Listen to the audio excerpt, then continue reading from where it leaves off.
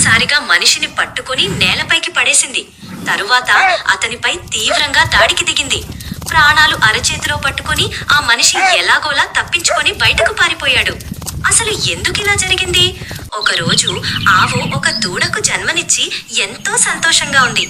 కానీ ఆ ఆనందం ఎక్కువ కాలం నిలవలేదు. అదే మనిషి ఆ నిస్సహాయ దూడను ఎత్తుకుని వెళ్లి కేవలం ఒక్క సీసా కోసం కసాయివాడికి అమ్మేశాడు.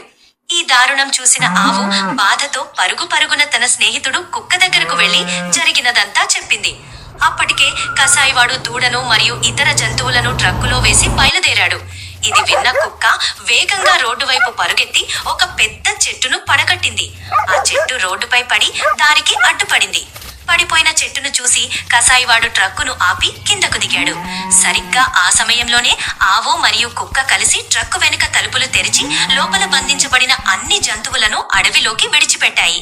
దూడ వేగంగా పరిగెత్తుకుంటూ తన తల్లి దగ్గరకు వచ్చి తల్లిని గట్టిగా హత్తుకుని ఏడవడం మొదలుపెట్టింది. అందుకే ఆవు ఆ మనిషిపై దాడి చేసింది, తన బిడ్డను దొంగిలించిన బాధ మరియు కోపంతో. కానీ మీరు కుక్క కోసం లైక్ మరియు కామెంట్ చేయండి.